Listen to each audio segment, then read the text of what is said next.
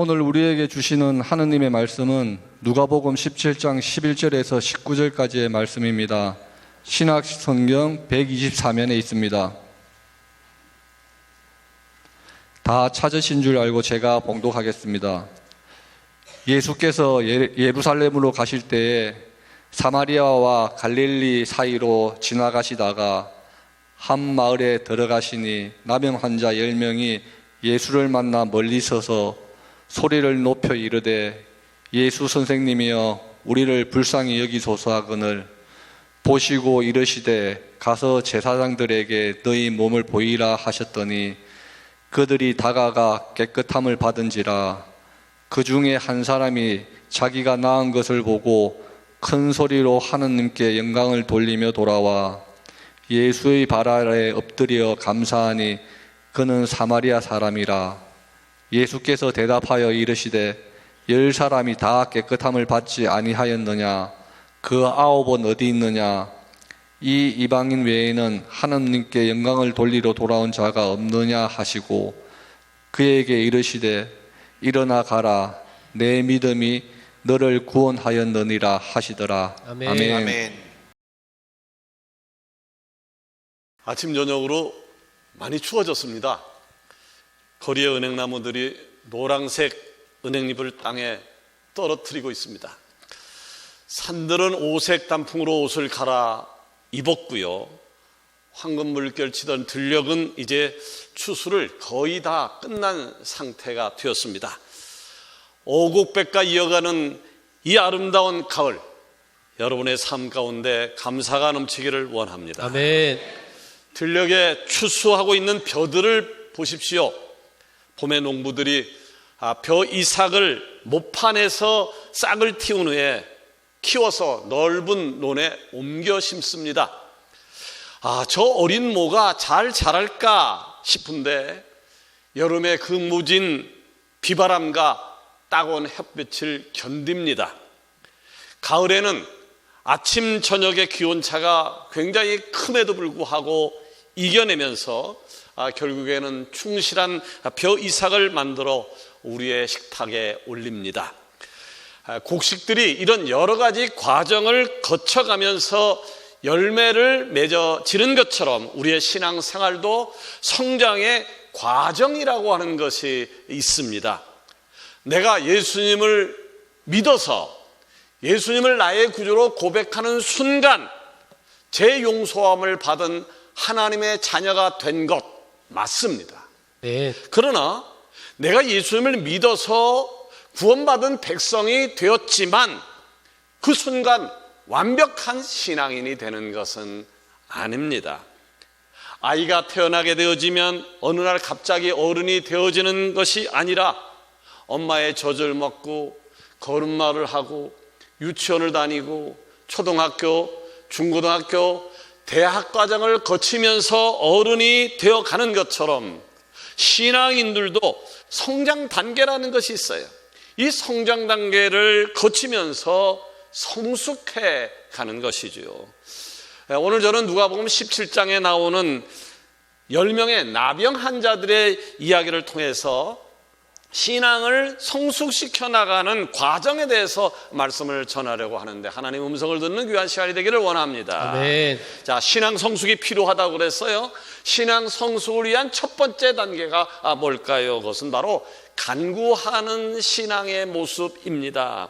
오늘 말씀에 보게 되어지면 예수님께서 북쪽의 갈릴리 지역에서 남쪽 예루살렘으로 가시다가 갈릴리와 사마리아 사이에 있는 한 마을에 들어가시게 되는데 그때 거기서 10명의 나병 환자들을 만나게 되어집니다.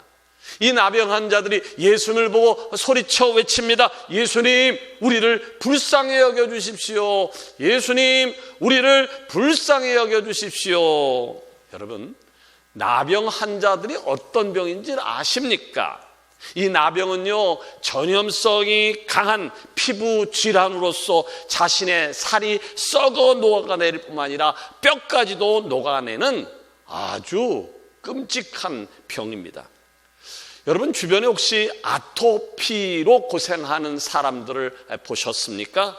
이 아토피 아주 고약한 놈입니다.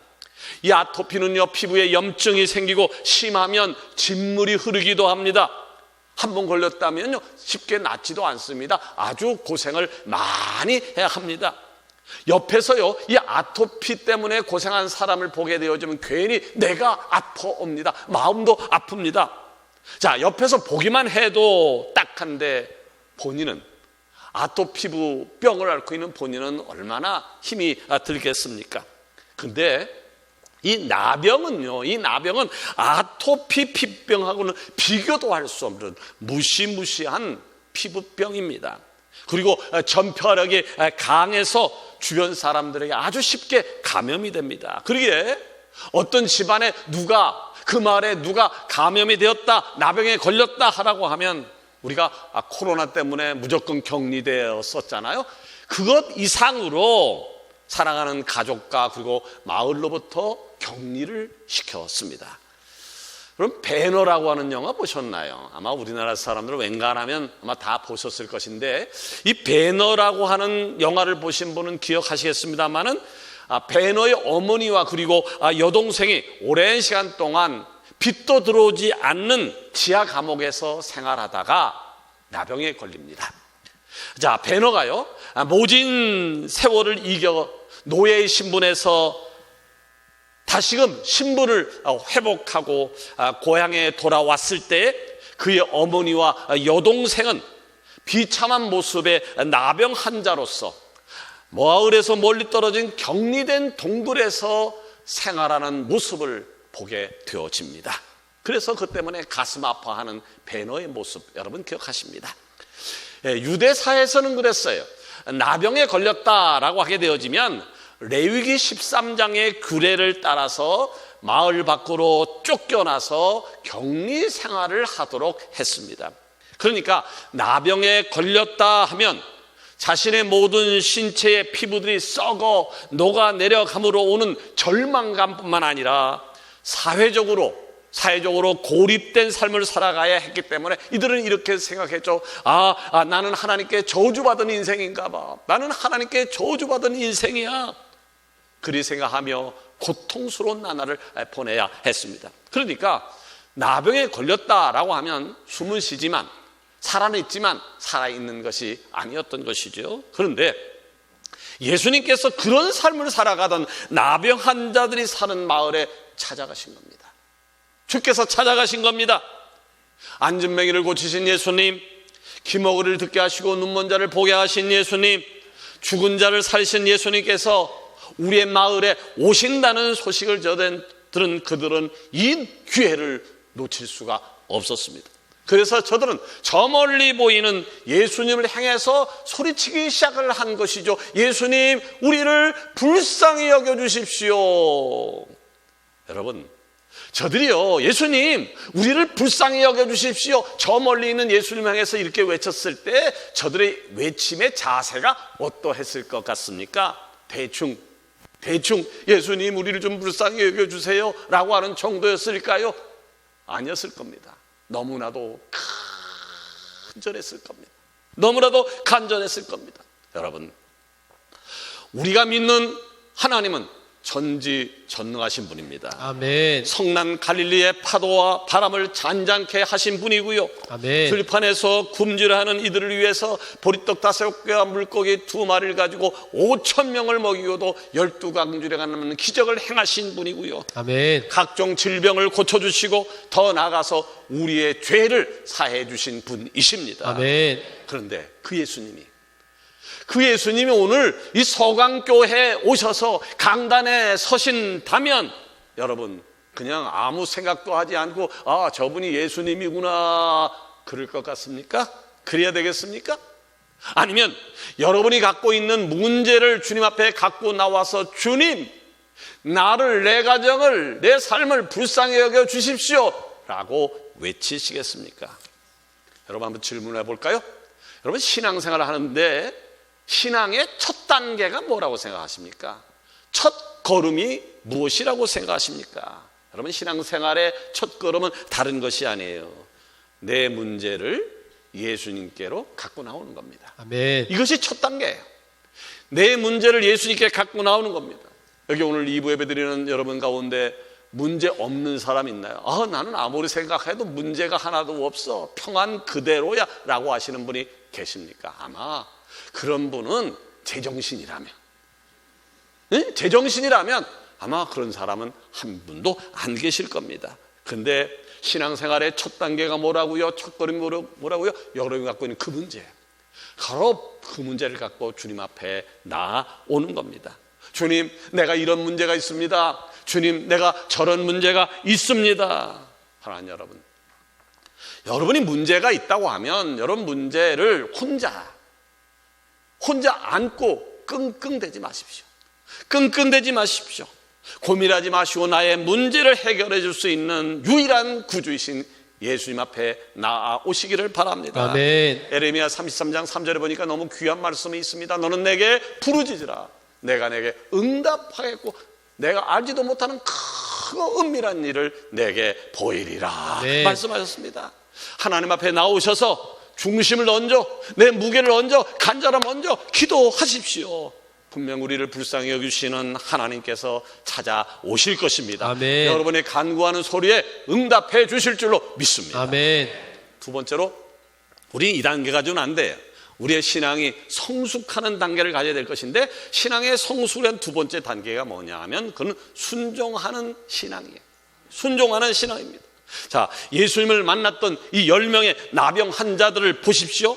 저들은요, 예수님 앞에 나와서 예수님, 나를 불쌍히 여겨주시고 내 나병을 고쳐주세요 라고 하는 한 번의 외침으로 끝나지 않았어요.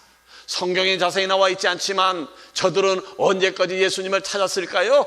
예수님이 자기에게 주목할 때까지, 자기에게 말씀하실 때까지 계속하여 있는 힘을 다하여 예수님, 우리를 불쌍히 여겨달라고 외쳤습니다. 그러자 그렇게 간절한 마음으로 외쳤더니 예수님이 드디어 응답하시는 겁니다. 14절에 보니까 보시고 이르시되, 더 정확하게 하면 보고 들으시고 이르시되, 가서 제사장들에게 너희 몸을 보이라 하셨더니 그들이 가다가 깨끗함을 받은시라. 네. 야, 왜 예수님께서는요, 그 나병 환자들에게 고쳐주실 마음이 있으면 너 병이 나았느니라 라고 말씀하신 것이 아니라 제사장에게로 가서 내 몸을 보이라 라고 하셨어요.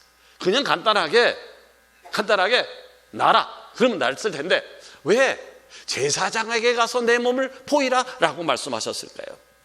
이유가 있어요. 레위기서 13장에 보면 나병 환자에 대한 규례라고 하는 것이 나와 있어요. 규례.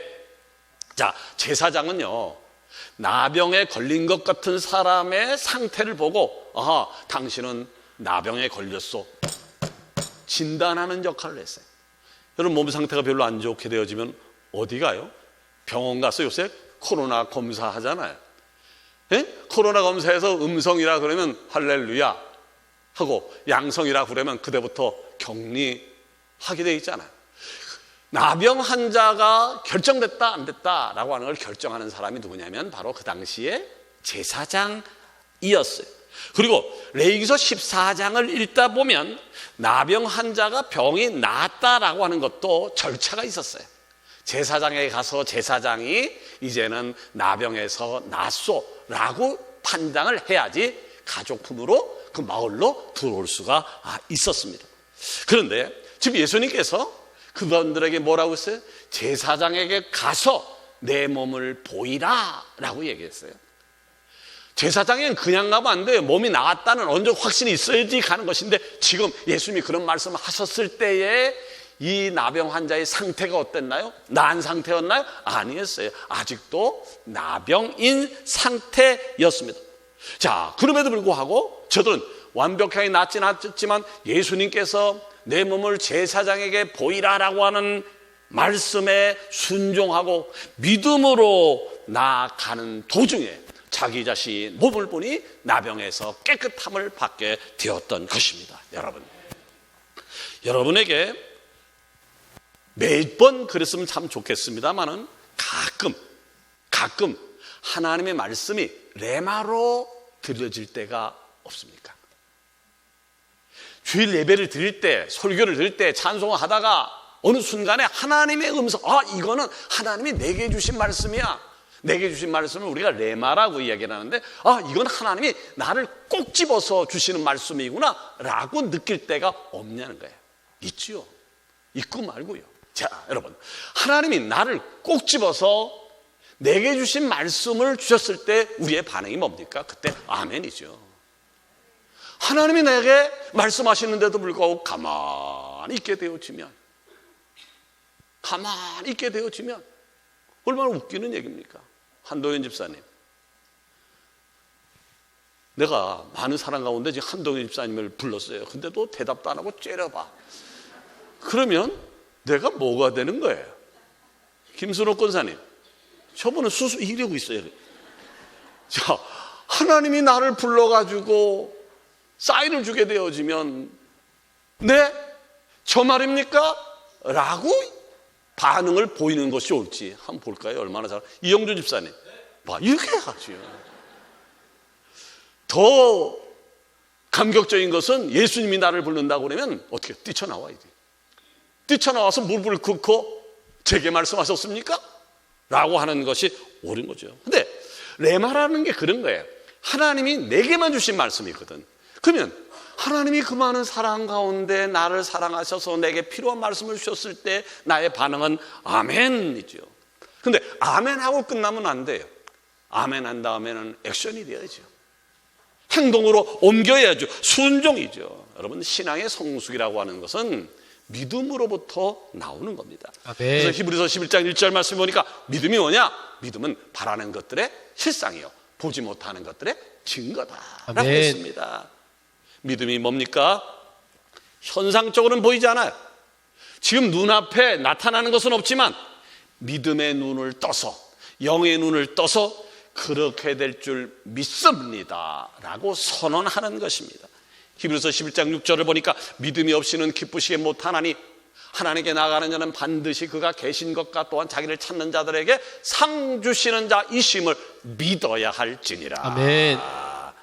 하나님께 나아가는 삶, 즉 순종하는 자의 삶을 살아가기 위해서 뭐가 존재되어야 한다고요? 다른 게 아니에요.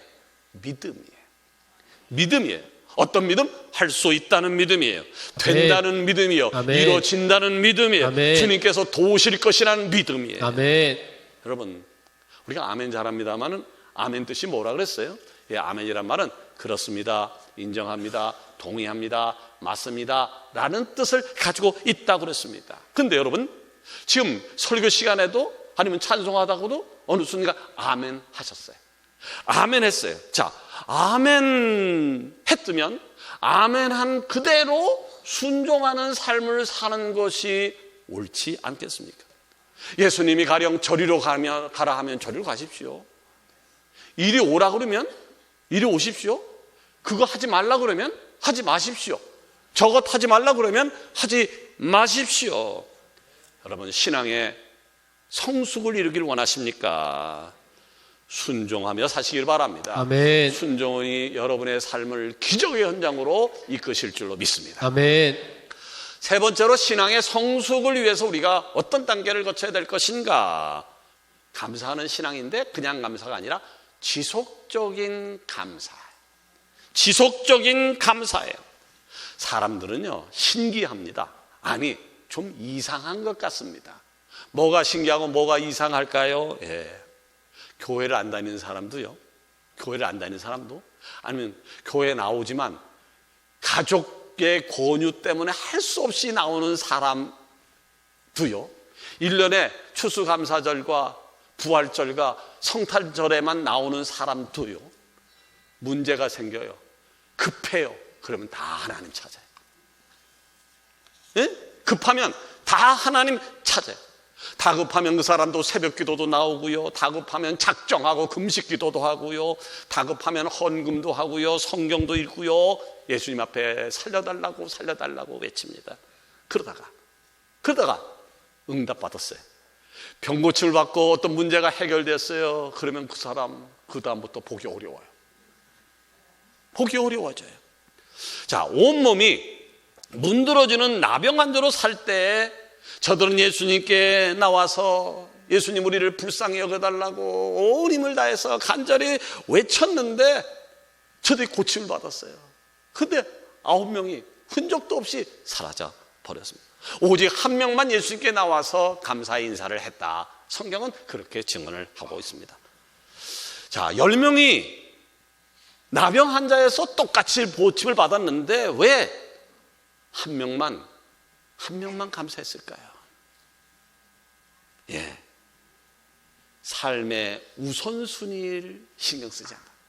그 사람이 성경에 나와 있지 않지만 필경 하루 이틀 지난 다음에 아니면 한 달, 2달 지난 다음에 와가지고 예수님 앞에 예수님 나병 환자를 고쳐서 고맙습니다 인사했을 거예요.